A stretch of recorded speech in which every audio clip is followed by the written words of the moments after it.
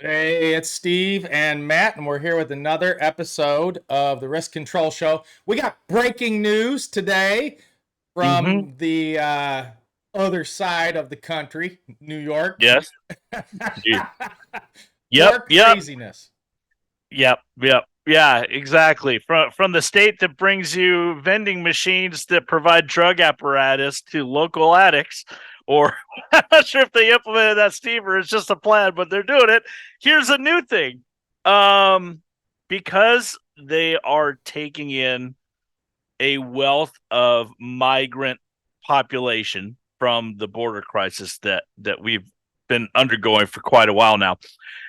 They have spent so much money to support them that they are now, Eric Adams, the mayor of New York City, has stated we need to make severe budget cuts and cut down in other areas of the government so that we can continue to support them. That we don't have enough money. That's basically what it is.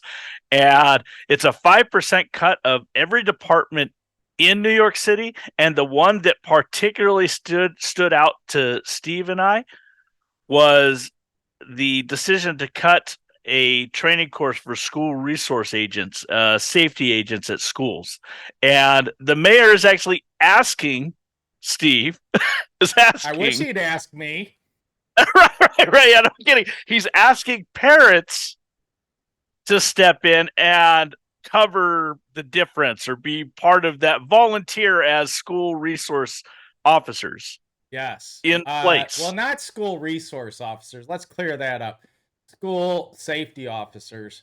Resource Yeah. officers are from the police department directly. But I want to play two clips real quick so you can hear it from the horse's mouth. And boy, oh boy, does this guy, he needs a crash course in cost benefit analysis. And we're going to talk about that real quick here. But here we go. This is, oh, let me pull up clip one. That I took two clips here, and let me pull up clip one for you folks. Here we go. To do a real evaluation on where do we have the high need schools, and we're going to be leaning into parents and parent groups to do some volunteerism. We're going to lean into our crisis management team. We have to pull it all hands on deck moment. Mayor. So that was the first clip. Later, he goes on to say a little bit more in the same press conference. Here we go, part two coming at you. We have been successful, unlike other municipalities where they're having shootings on school grounds. In some cases, of mass shootings. We have not had one shooting inside our schools because of the work of school safety agents and New York City Police Department. So he goes on to brag that they haven't had one school shooting. I think that's a mistake, a major mistake. You want to keep that success to yourself, number one. You don't want people to go, oh, yeah, well, let me show you there's something else. Right. I hope he Right. doesn't have to eat those words. I think there's a lot to this that he's not looking at. And I think that this is just simple math and cost benefit analysis. We got Mhm. there's so much here. It just, Right. oh, Matt, I just want to like jump up and down and shake my, please Right. get this guy out of office. It's a mess.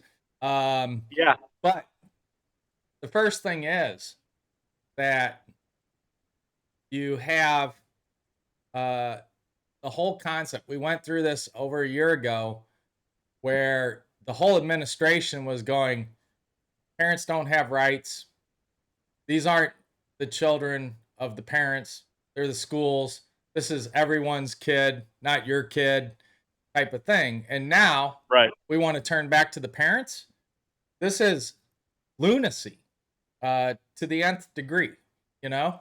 And Yeah. and let's just go through it. I mean, there's some JPAs out there in New York that I know I've worked with, and if I'm sure you're paying attention, but please watch this and listen to it because this is crazy. All right, Yeah.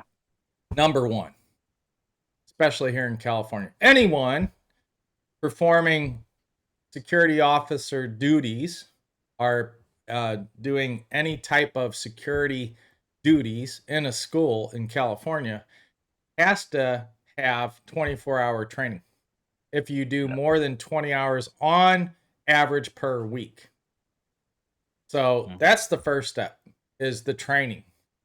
And you're going to take school safety officers out. And if you look at these folks, they got nice pink uniforms with badges and the whole 9 yards. So you're going to rip these folks out of the schools. You're going to ask parents to come in and volunteer. Well, the first problem you have is, where's the training? There's a cost to training. And you can't throw untrained individuals on your campus and say, do security duties. Search and seizure is still screwed up by so many people that have been through training. We see it with the search dogs, right? With the drug sniffing dogs. How can you sniff the materials that are carried by students?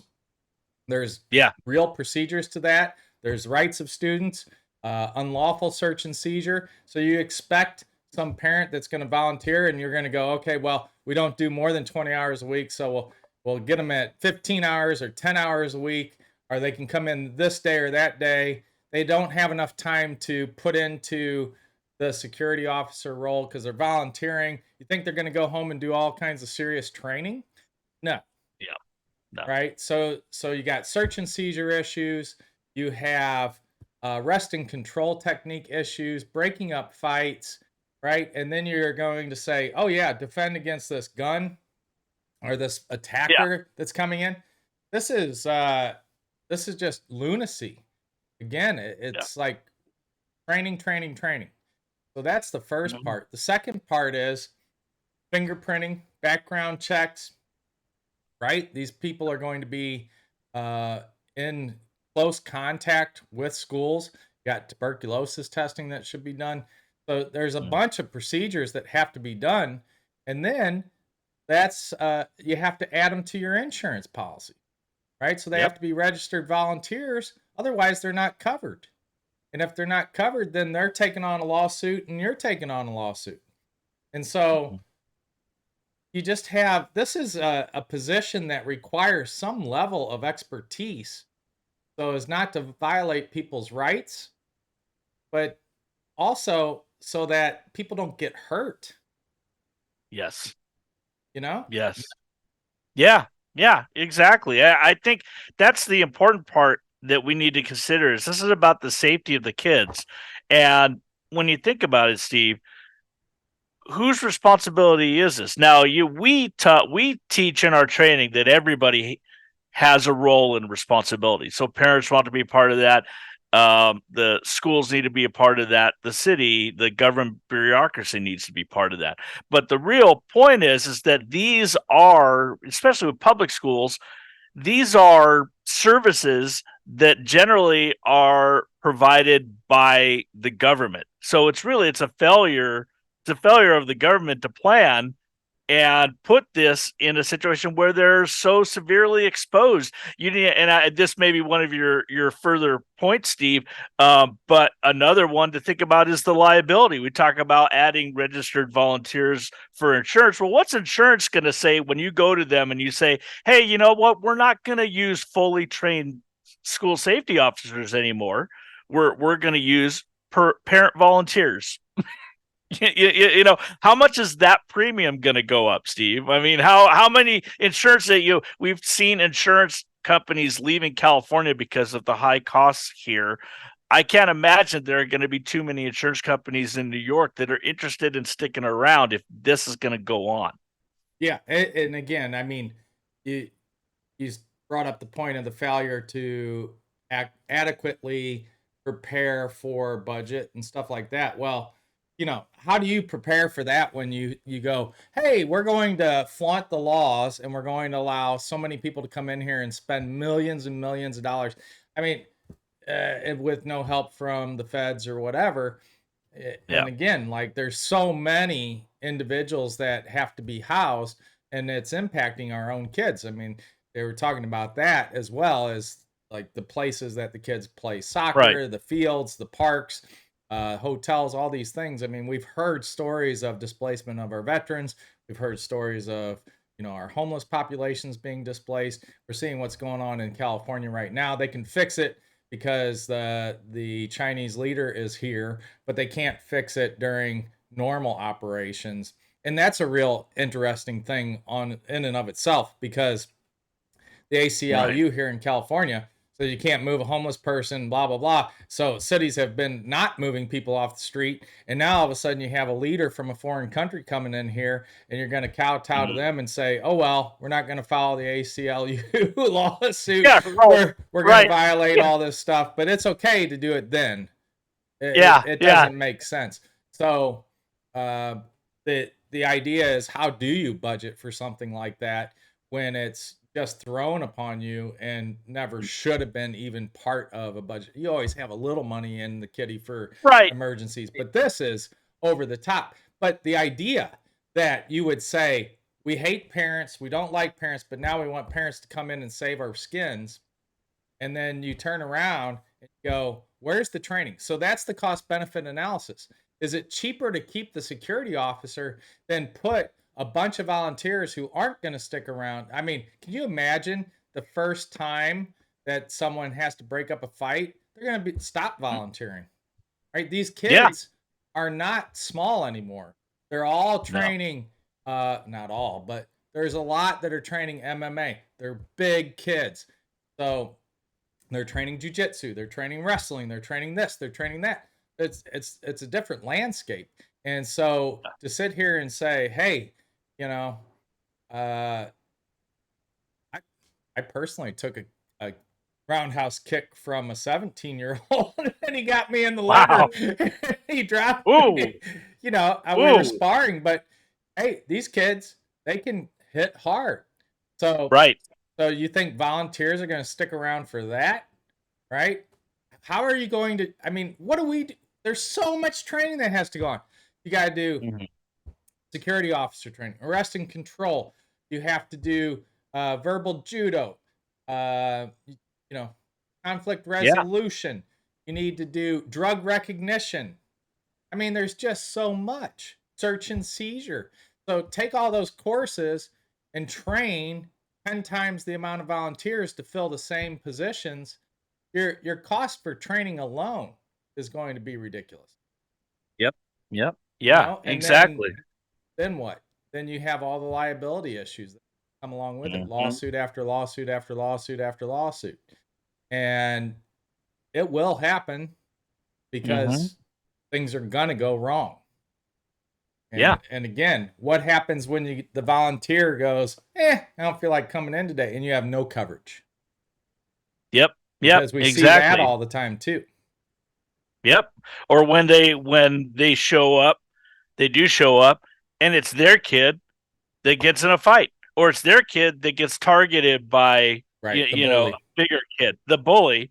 You know, are they going to act responsibly there? Yeah, I mean, sure, they'll definitely protect their own kid, but are they going to treat that bully the way the bully should be treated in that situation? Or are they going to forget that it's a kid and that they're an adult? You know, they're going to forget that they're a school safety officer and think, oh no, I'm a parent protecting my kid. What if it's maybe it's not their kid, but their kid's friend? You know, that the kids from their neighborhood that they know, you know, it's like, oh, I know this kid. He's a good kid, you know, and they may not actually know the kid. The kid might actually not be a very good, very good kid at all. There's things that we don't see on a daily basis that other individuals see. But, you know, we just had this poor individual in Vegas that was beaten by approximately 8 to 15 individuals. They just made an arrest and are charging homicide because they arrested 8 kids between the ages of 13 and 17 that beat this individual, Jonathan Lewis. He was 17 years old. He died from his injuries.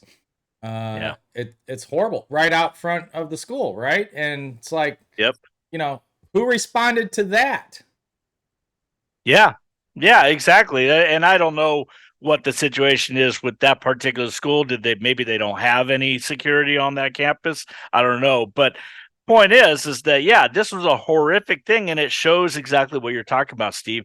Doesn't matter if they're kids. In fact, in a way, when kids have their growth and start to bring in that musculature that comes with being an adult, but they don't yet have an understanding of the power that they have or a willingness to control and be measured in their approaches on anything, it's actually more dangerous. Oh You know, yeah, because without an a doubt. adult will have, yeah, an And you adult have will all have the some concept. testosterone running at that age. Uh-huh. Yep. That's why the military wants these folks. They have testosterone. They're moldable. But at this Yep. point, there's just a lot going on, and to bring parents in, Mm-hmm. you're going to take. Some parents are going to have martial arts training, and they're going to be Mm-hmm. like, "Oh, I'll put this hold on the guy, or I'll do this," and they're going to go too far. They're going to break somebody's arm. They're going to choke Yes, somebody they out. will. They're going to use an illegal move. I'm just thinking, even all the security officers that we train, Yes. right? And it's like, Mhm. hey, run to the other side of the football field and back, run, and they can't do it. They can't. No. Yeah. They're out of shape. Now you take Yeah. a parent who's got time to volunteer. How in shape are they? Yep. I don't know. Yep. But these are all questions. But liability wise, huge exposure. Training cost, huge exposure. I think you're better off keeping school safety officers in there and letting them do their job and keeping kids safe.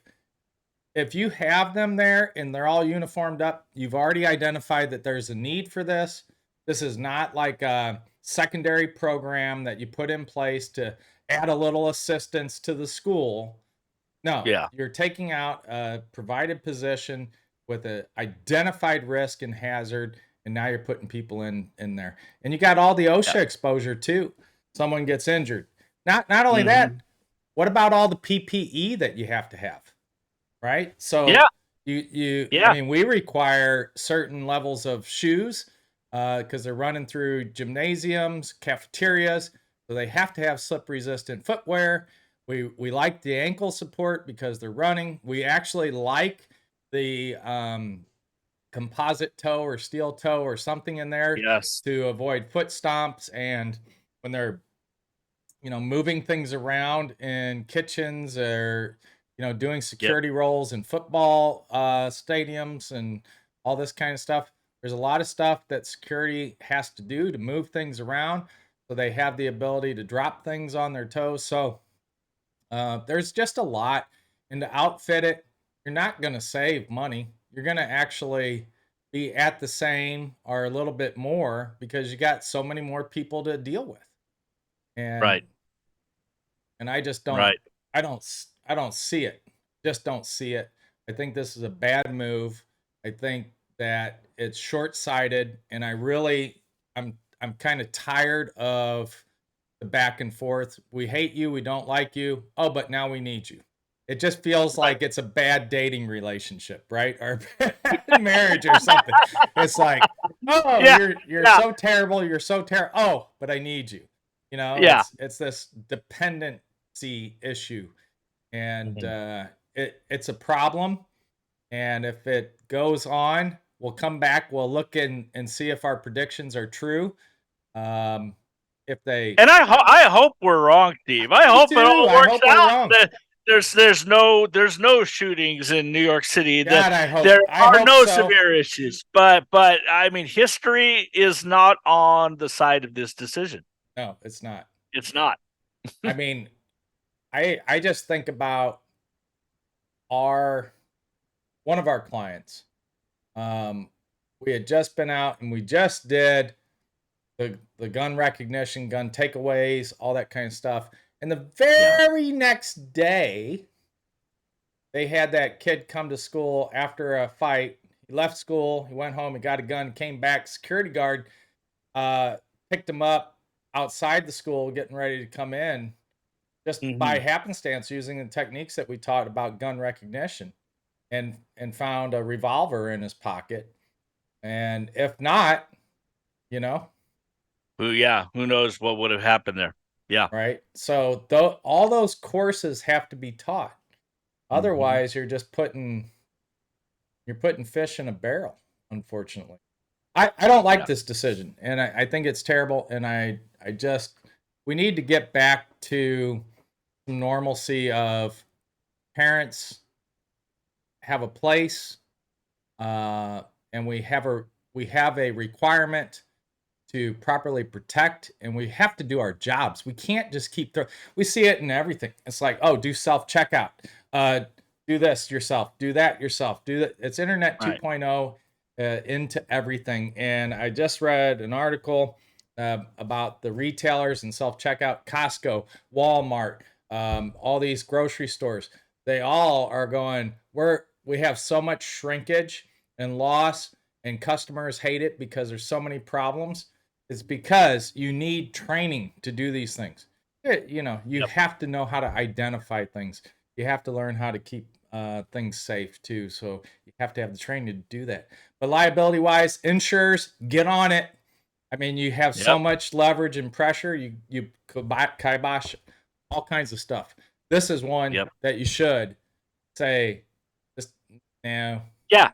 It's a smart business decision for Yeah. insurers. Yeah, and we're not, it's I know insurers are the big bad guys in many industries and everything like that. But this is one of those where, man, I'm siding on the side of business and going, look, they're a business. This is not a positive development for them.